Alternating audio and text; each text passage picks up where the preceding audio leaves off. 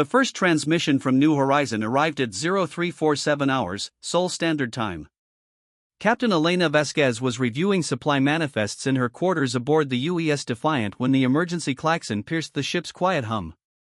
She reached the bridge in under 2 minutes, her boots echoing against the metal deck plates. "Report," she commanded, settling into the captain's chair.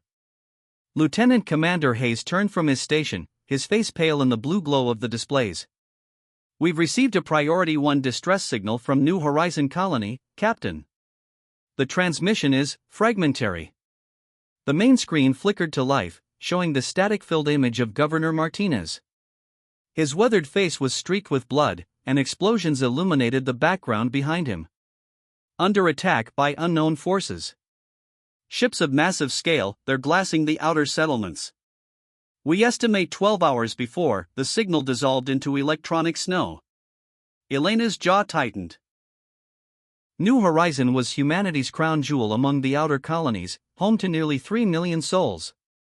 "Time to New Horizon at maximum burn? 72 hours, Captain. Too long. Far too long." The second transmission never came. By the time the relief fleet arrived at New Horizon's coordinates, they found only cooling debris and radioactive dust where a thriving world had once orbited its star. The Kepler 442 system had been sterilized with surgical precision. Admiral Chen Wu stood on the observation deck of the Terra's Might, watching the cleanup crews sift through the wreckage. Behind him, holographic displays showed the enemy ships that had been responsible, sleek, predatory vessels that seemed to bend light around their hulls. The aliens, dubbed the Void Hunters by intelligence analysts, had left no survivors, no prisoners, no demands. Only silence. "Admiral," his aide approached carefully. "The War Council is ready for your briefing." Chen turned from the viewport, his reflection ghost-like against the starfield. "Tell me, Commander Park, what do you think they expected us to do?" "Sir?" "The Void Hunters. They wiped out 3 million of our people without so much as a warning. What did they think would happen next?" Park considered the question. "Perhaps they underestimated our response capacity, sir." Chen's smile held no warmth. "Perhaps they did." The emergency session of the Terran Defense Council lasted 18 hours. Representatives from every major world, every colonial outpost, every orbital habitat participated via quantum entanglement communication. The debate was fierce but brief. When the final vote was tallied, the decision was unanimous.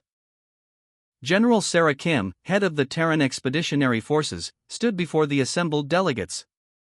"Operation Iron Tide is hereby authorized. We will mobilize every available warship, every trained crew, every weapon in humanity's arsenal."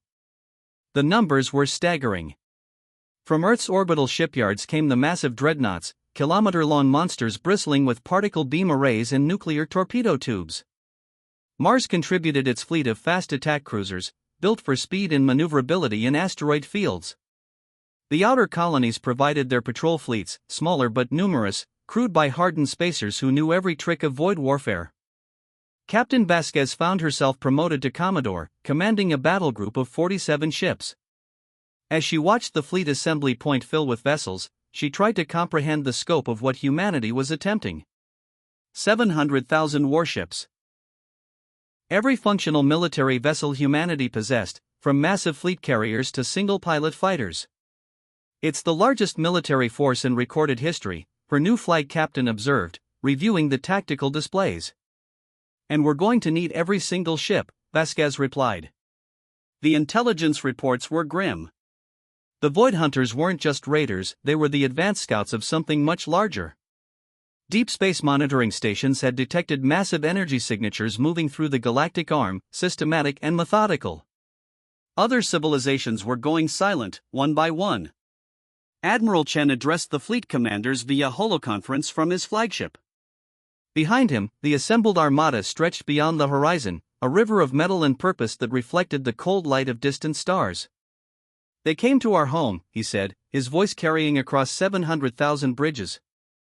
"They murdered our families, our friends, our children. They thought we would cower. They thought we would flee to the dark corners of space and hide. He paused, letting his words sink in. They were wrong. The fleet began its burn toward the galactic core, following the trail of dead civilizations. Humanity's children were going to war, carrying with them the fury of Earth and the weight of 3 million ghosts. As the Terra's might accelerated, Chen watched the stars ahead grow brighter. Somewhere in that darkness, the Void Hunters waited. They had taught humanity a harsh lesson about the nature of the galaxy. Now it was time for humanity to return the favor. The iron tide was rising, and it would not be stopped until justice was served among the stars.